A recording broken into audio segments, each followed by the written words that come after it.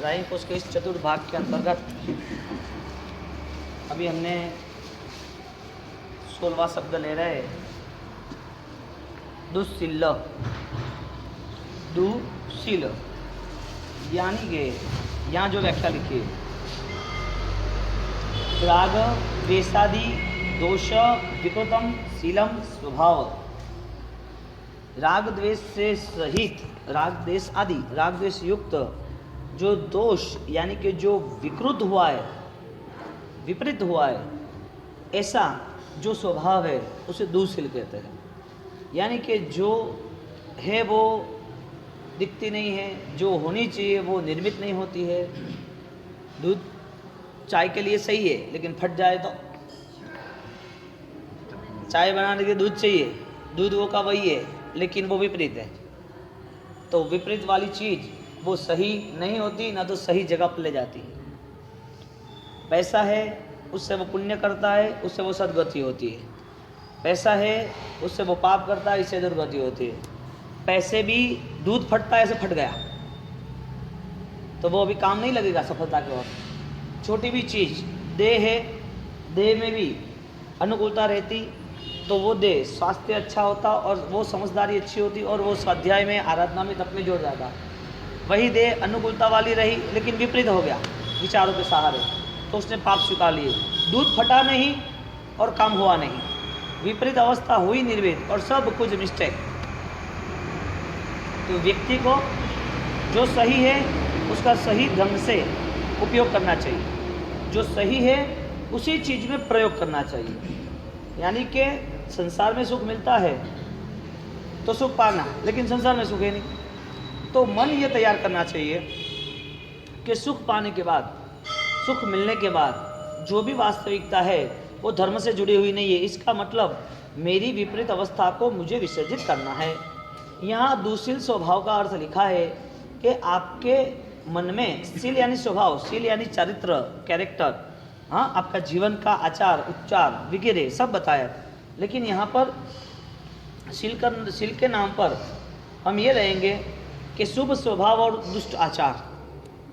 स्वभाव जो दुष्ट है या आचार जो दुष्ट है वो जनरल बात है। तो संसार में, समाज में, व्यवहार में व्यक्ति को गलत आचार जनरल करता नहीं है, जनरल नहीं करता। कि चोरी करेंगे बदनामी, झगड़ा करेंगे किसी को अच्छा नहीं लगेगा, किसी के साथ मारा बट्टी की मज़े नहीं आएगी। समाज में किसी का पेमेंट लेट दे दिया, बिजनेस में अपनी अच्छी कोई इंप्रेशन नहीं रहेगी। तो व्यवहार से भी कोई ऐसा करता है, यानी जनरल सब करते हैं 99%, यदि व्यापारी है तो, हाँ। लेकिन उसके सामने देखने जाओ, स्वभाव से किसी को पता नहीं है। व्यवहार में कायदे लगते हैं, स्वभाव में कोई कायदा नहीं लगता। विचारों में कौन सा कायदा लग रहा है? विचारों में आपको कोई सजा नहीं है, कोई जुर्म दिखता नहीं आपको। तो यहाँ पर दुःशील दुस्वभाव जो है उसे निकालने के लिए राग द्वेष को जानना जरूरी बताया। आप सोने पर यदि उसके ऊपर कुछ भी न करो, सिर्फ सोने की एक धातु यानी कि एक आभूषण बन गया और सोने का आभूषण बना और उसके बाद उसके ऊपर आपने कुछ प्रयोग न किए और यूँ ही 100 साल तक पड़ा रहा, सोना सोना ही रहेगा या पित्तल हो जाएगा यानी नकली हो जाएगा, मलिन होगा तो भी, इतना समय व्यतीत होगा तो भी, एक बक्से में पड़ा होगा तो भी। इसका स्वभाव था कि मुझे मूल्यवान ही रहना। पित्तल है सोने से ज़्यादा चमकदार और चमक आती है, जितनी चाहो इतनी चमक लाते हो, और उसे 1 साल के लिए बक्से में रख दो, उतर जाएगा रंग ढंग पूरा, उसका कोई मूल्य नहीं है। मूल्य अच्छे स्वभाव का है, मूल्य अच्छे स्वभाव का है। वो व्यक्ति कहीं पर भी होगा, उनकी सुवास चारों ओर रहेगी, लंबे समय तक रहेगी, अच्छे स्वभाव के नाते, अच्छी मर्यादा, अच्छे जीवन के नाते। और पित्तल वाला स्वभाव होगा तो वो चाहे कितनी भी अच्छी आराधना धर्म प्रवृत्ति करेंगे, फिर भी पता चलेगा ये कुछ भी करे, लेकिन इनका पता है मापदंड क्या है, वो क्या कर रहा है, कैसे, वो सब कुछ पता है। क्यों ऐसा बोल रहे? समाज में ऐसी बात आ रही है, समाज में ऐसे लोग कह रहे।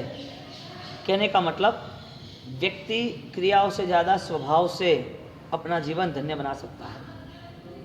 क्रिया वो तुम्हारा ऊपरी व्यवहार है, जरूरी है, क्रिया के व्यवहार होने के बाद आपको यादी शायद इस दुनियादारी ने कुछ दो चीज़ दे दी, संतोष नाम की, महिमा नाम की, गुणगान नाम की, मान सम्मान के नाम की दो चीज़ समाज ने आपको दे दी।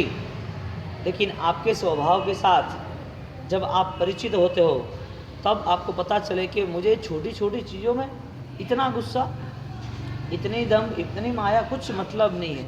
आपको पता था कि आधे घंटे बाद ये सब कुछ नॉर्मल है, आधे घंटे बाद इसकी कोई ज़रूरत नहीं। और ऐसा होता है कि नहीं होता है? अब सोचो, पूर्व के 10 साल, 15 साल, 2 साल, 6 महीना आपने जो भी प्रवृत्ति क्रोध की या निंदा ईर्ष्या की या दुस्वभाव की।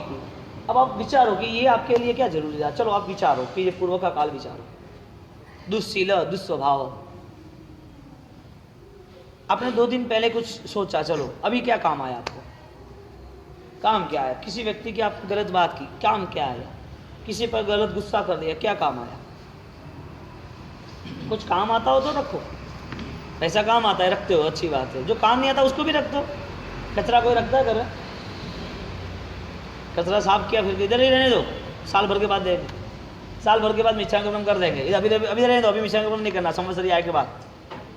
संवत्सरी के दिन ठिकाना पड़ता है दिमाग, कहाँ पे मिच्छांकर्म देना है, दिमाग मिच्छांकर्म देंगे। अरे भगवान, ये सब क्या बात चली? कचरा इतने दिन तक, इतने साल तक भरा रखना, दुस्शील, दुस्वभाव। आप अपने राग द्वेष को देखोगे तो आपको पता चलेगा कि इतने फिजूल व्यक्ति, जब आप कोई निर्णय लोगों ने तो उससे सक्षम कोई धर्म नहीं। आपके पास निर्णय शक्ति जब तक नहीं है विचारों को सुलझाने की, पॉजिटिव लेने की, तब तक आप कुछ नहीं कर पाओगे।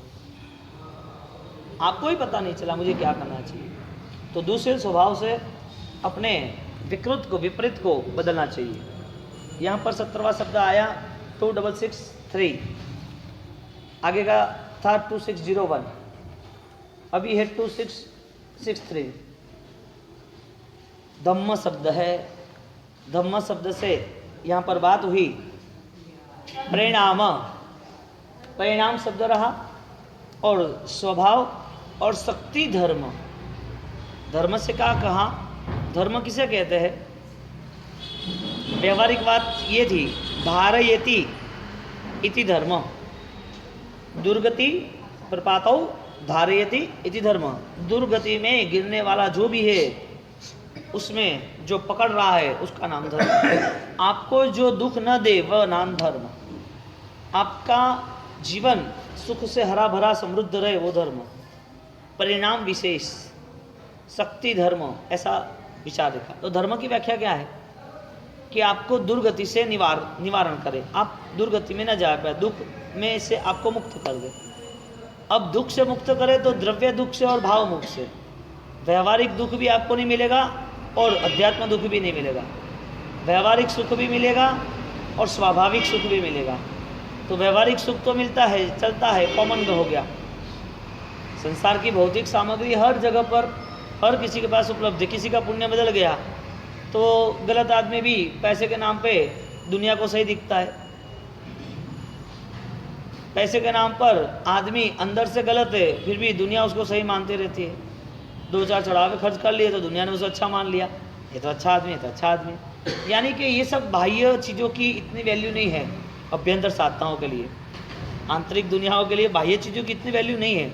लेकिन ये कॉमन है, कहने का मतलब भौतिक सामग्री वो दुनियादारी के लिए कॉमन है, आपको भी मिलती है, मुसलमान को, क्रिश्चियन को, सिख को, ईसाई को, मिशनरी को, दुनियादार के सब देशों को, सबके पास करेंसी है, सबके पास भौतिक सामग्री, पैसा है, बहुत सारे लोग सुखी है, नहीं ऐसा नहीं। आप लेकिन उससे प्रभावित हो गए तो आप भी इसके पीछे पड़ोगे। वो चीज़ आपको पसंद आई, इसके लिए आपका लक्ष्य भी वही रहेगा। उनके पास दुर्गति में रुकने का कोई रास्ता नहीं, आपके पास है, वो है विचार। आपके पास दुर्गति से बचने का एक रास्ता है, वो है धर्म। तो धर्म की व्याख्या रखी कि आपको दुर्गति से बचा दे वो धर्म। तो धर्म करने वाला व्यक्ति बाहरी धर्म करेगा तो उसे कोई बचा नहीं पाएगा, बाहर से कौन बचा पाएगा। और उनके पास बाहर का भी धर्म है लेकिन आंतरिक धर्म नहीं है, जो आपके पास संभव है। आपको पता है कि आंतरिक धर्म क्या है। तो हमारा जीवन किसी से प्रभावित नहीं होना चाहिए कि ये बहुत सुखी है, पैसा है, पदवीधारी है, इसके पास इतने लोग जुड़े हुए है, उसकी दुनिया है, लेकिन आंतरिक संपदा क्या। हमारा अंदर अंतर मन जो है, अंतस मन है, उसमें क्या छिपा हुआ है, वो कौन तय करेगा? वो हमें तय करना है। तो धर्म यदि आपको दुर्गति में नहीं ले जा रहा है, तो सबसे बड़ी यदि धर्म की फलश्रुति हो तो आप मन से सुखी हो। यानी आज धर्म किया तो आज दुखी नहीं होना चाहिए व्यक्ति, और दुखी है तो धर्म नहीं है, दो में से एक। धर्म की व्याख्या, जो दुख से मुक्त करे वो धर्म, जो दुख मुक्त करे वो धर्म है। तो इसका मतलब ये हुआ कि दुख संसार के या जीवन में विचारों के, तो किसी सीधा टारगेट बनाया कि कॉमन है ये सब सुख, तो इसमें वीवीआईपी एक्स्ट्राऑर्डिनरी सुख कौन सा है? वैचारिक स्तरों पर विचारों का सुख बढ़िया है। तो विचारों का सुख यदि फर्स्ट क्लास है, टॉप क्लास का है, तो विचार का सुख ये है कि आज जिसने छोटा भी धर्म किया तो वो सुखी होना चाहिए। बड़ी दुर्गतियों में न जाने देने वाला यदि कोई धर्म है तो वो परमात्मा ने बताया हुआ सम्यक दर्शन का धर्म है। यदि वहाँ भी आपको दुख नहीं मिल रहा है, यदि आप धर्म करने के नाते सुखी हो रहे हो, तो एक दिन का तो सुख निर्मित करो, बाद में तो मोक्ष का, लंबे काल का, चीर काल का, मुक्ति का सुख बाद में निर्मित करेंगे। अभी तो शुरुआत करो, पहले तो 10 रुपया कमाओ, 100 रुपया, 1000 रुपया कमाओ, बाद में हम लाखों रुपये की बात करेंगे। एक कदम तो चलो, बाद में हम 1 किलोमीटर चलेंगे। 1 किलो तो वजन थोड़ा तोपो, वो वजन आप उठाओगे, बाद में 10 किलो भी उठाना। एक दिन का सुख पाए हम, बाद में हजारों दिन का सुख पाएंगे। आज का धर्म, आज का सुख है फेल।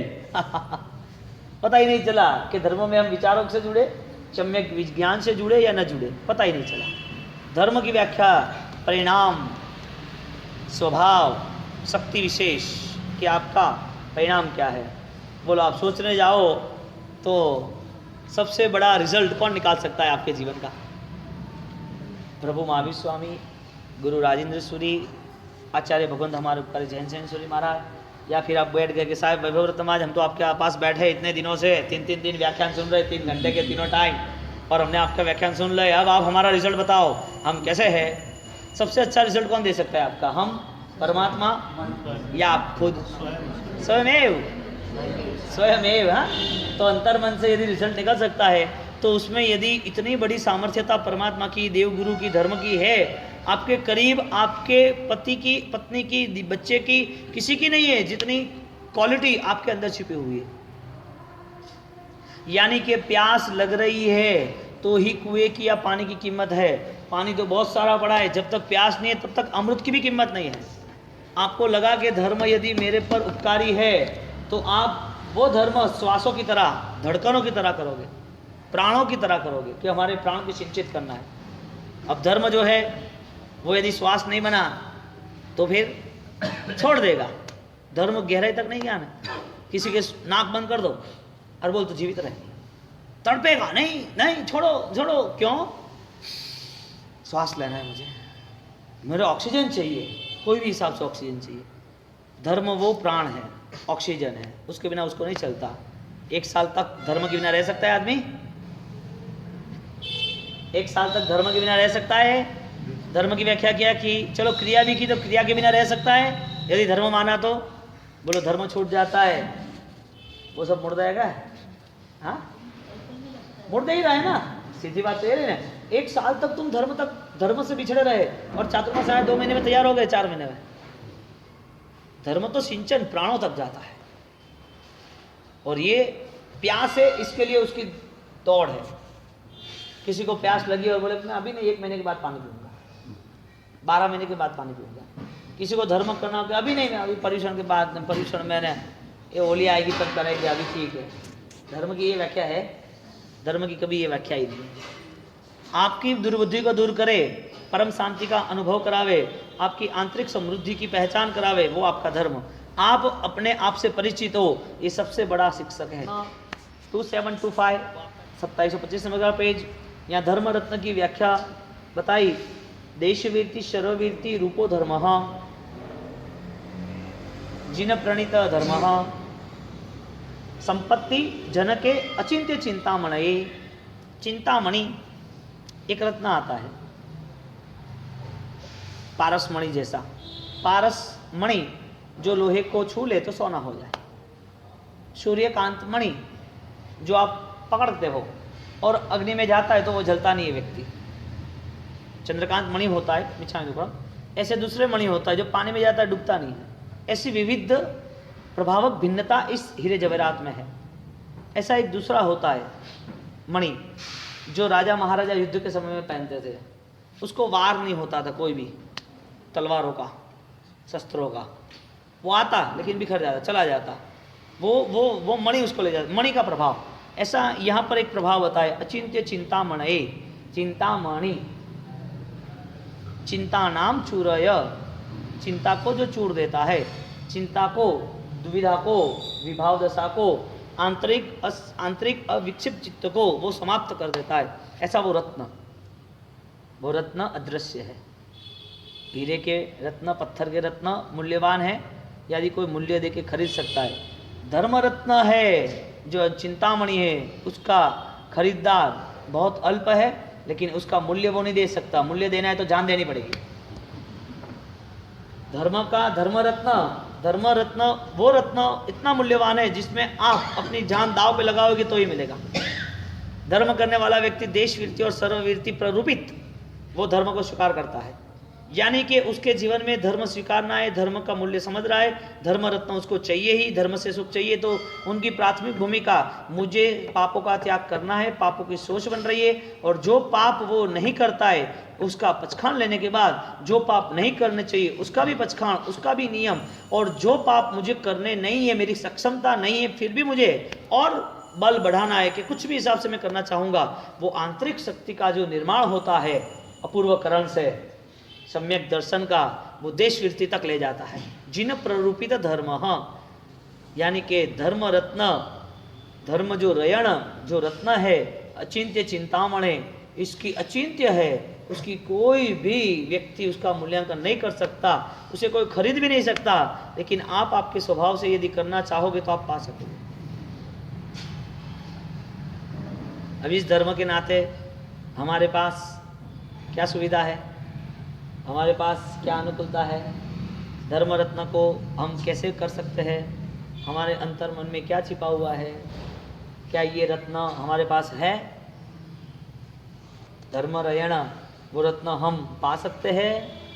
तो जीव कितने भी सालों धर्म करे, सुनना ध्यान से, कितने भी साल तक धर्म करे, वो धर्म के बाद उनका मन एक ही तैयार होना चाहिए, मैं इस बंधनों से कैसे मुक्त हूँ। यदि ये बोध नहीं होता है तो हजारों रोशनी के बाद, सूरज दिखने के बाद, जिसके पास आँख ही नहीं है उसके लिए फूटी कौड़ी का धर्म है। अंधे लोगों के लिए रोशनी किया, जिसका मन इस संसार के पापों से मुक्त होना चाहता नहीं उसके लिए धर्म भी किया।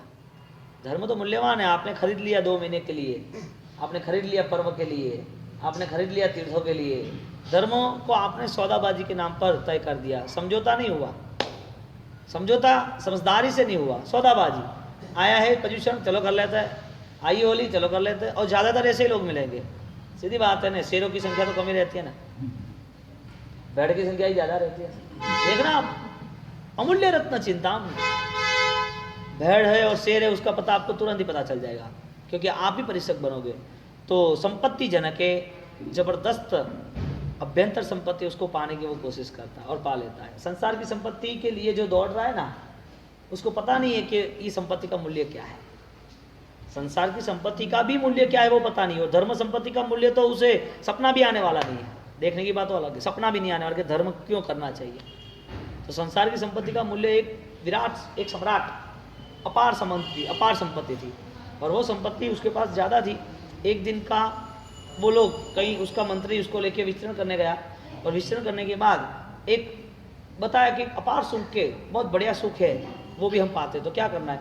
एक बड़ा विराट रण रेगिस्तान है, उस रेगिस्तान में रात को, चांदनी रातों में, ठंडी हवाओं में, झील तारों के नीचे, झील नहीं तारों के नीचे हम सोएंगे और मजा आ जाएगी। पूरा प्रदेश रेगिस्तान चांदी जैसा हो जाएगा, अपार शांति। वहाँ पर हम जाते हैं और वहाँ मस्ती से सोते हैं, एक दिन के लिए रुकते हैं। मंत्री इसको लेके गए राजा महाराजा को, 2 जन थे, कोई नहीं थे, अपार शांति थी। रात को ध्यान किया, गद्दी वद्दी बिछाई, मस्ती से और सो गए, खत्म बात। सुबह उठे, कोई नहीं मिला, मंत्री चल गया, भग गया यहाँ से। राजा को तो इतनी दूर दूर दूर तक लेके आए, राजा था, सुखशील था, सोचा कहाँ जाना, कैसे जाना।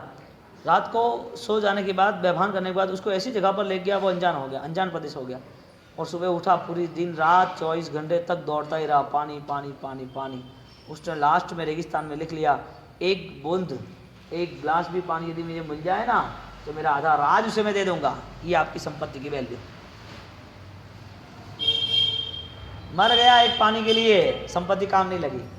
कहने का मतलब अभ्यंतर संपत्ति का मूल्य आप कर सकोगे तो आप समृद्ध और आप मूल्यवान यानी कि संपत्तिवान हो। और जगत में जो दौड़ है वो गलत है। धम्म रयण ये शब्द है। विश्वास शब्द आता है धारणा व्यवहार, धारणा व्यवहार यानी कि धारणा का व्यवहार। इधर लिखा है गीतार्थ संविघ्नेन असंविघ्नेन द्रव्य आद्य अपेक्षाया यत्र अपराधे यत्र विशुद्धि कृतः ताम अवधार्य चित्तस्य उचित प्रायश्चित्तम प्रदानम धारणम।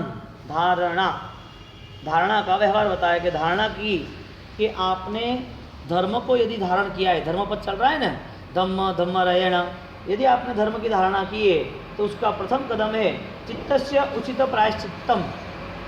प्राय चित्त को ज़्यादातर विशुद्ध बनाने की पूरी तैयारी होनी चाहिए। आपको बार बार अपनी आंतरिक संपदा को आपको परखना है। आदमी को पता है कि मेरे पास इतना धन है, तो बार बार चेक करता है कि नहीं करता है। रोटेशन के लिए वो तैयारी करता है ना कि आज मैंने धंधे बिजनेस में इतना लगाया, इतना खर्च हुआ, इतना माल आया, इतना बेचा, इतना मुनाफा, इतना अकाउंट, ये सीए को इतनी पर्चियाँ देनी। ये सब क्यों? क्योंकि उसमें आपको लग रहा है कि ये सब मैनेजमेंट करना चाहिए। यदि एक धन के लिए भी आपका पूरे मार्च एंडिंग के 20 दिन चले जाते हैं धन के लिए, आपकी व्यवस्था के लिए, हाँ, तो ये आपके 20 दिन यदि एक धन के लिए है तो वो चित्त के धन को बार बार पुनः पुनः प्रायश्चित्तम, पुनः पुनः चित्त को और विशुद्ध करना चाहिए। यदि ये मन लग गया तो वो मार्च एंडिंग के नाम पे अकाउंट नहीं करेगा, हर दिन हर रात को अकाउंट करेगा। और ये अकाउंट का नाम, जो क्लियरिंग का नाम, अब जो मार्च एंडिंग में क्लियरिंग होती है ना, उसका नाम प्रतिगमन है। क्या है?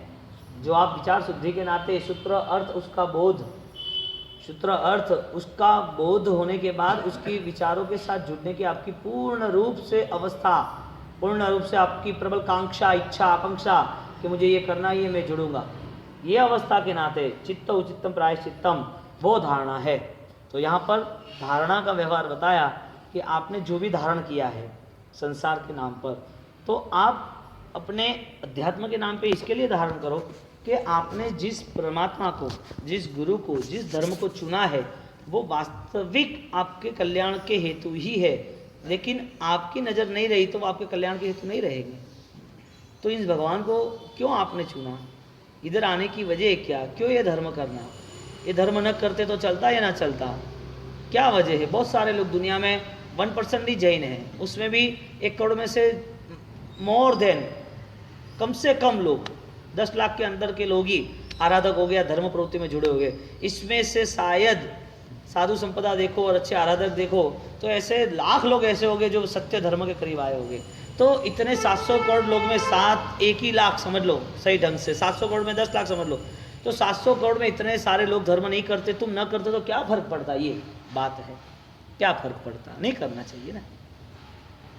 हम बेभान तो नहीं है, हमें सब पता तो चलता है ना, अनकॉन्शियस तो है नहीं, तो क्यों कर रहे हैं? तो यहाँ धर्म व्यवहार बता के धर्म की एक ही बात है, धर्म यदि संपूर्णतया सुख दे सकता है तो वो 100% सुख जो पाना चाहते उसको 1% तो मिलना चाहिए ना। तो 1% सुख, मानसिक शांति, मन में बार बार चित्त का शोधन, चित्त में बार बार पवित्रता का निर्माण, उसको ये पूरा संसार कहीं पर भी डिस्टर्ब नहीं कर रहा है। कुछ भी देखा, कुछ भी आंखों के सामने आया, कुछ भी प्रवृत्ति हुई, वो अपने आत्मा में स्थिर रहता है कि ये मेरे लिए उपयुक्त तो नहीं है। जिनकी ज्ञान दशा कमजोर से बार बार ये सब क्रियाओं पकड़ती रहेगी, ये करना, वो करना, ये करेंगे तो ये होगा, तो उसने रास्ता बना दिया, उसने एक धर्म की क्रिया का रास्ता बना दिया। मुझे नेगेटिव के साथ नहीं जुड़ना, इसके लिए पॉजिटिव के साथ जुड़ता हूँ। तो पाप की क्रिया नहीं करने तो धर्म की क्रिया करना हो, तो धर्म की क्रिया करने वाला, ज़्यादा से ज़्यादा क्रिया करने वाला क्या सही है? वो परमात्मा के करीब पहुँचा कि नहीं पहुँचा? यानी कि विचार रहित कोई भी व्यक्ति वो आगे नहीं बढ़ सकता। यानी कि प्यास नहीं है तो कुआं किस काम का, आँख ही नहीं है तो रोशनी किस काम की। चित्त का शोधन ही नहीं है तो धर्म की व्यवहार की प्रवृत्ति किस काम की? चित्त की शुद्धि नहीं है तो यहाँ विचार शुद्धि को सम्यक दर्शन का धर्म और सम्यक दर्शन के धर्म से अपने आत्मा को सुरक्षित बनाना भव के लिए और परमात्मा के ज्योति से ज्योत मिलाना, वो अभ्यर्थना से यहाँ पर धर्म धारण का व्यवहार बताया। 20 शब्दों और कल एक लास्ट शब्द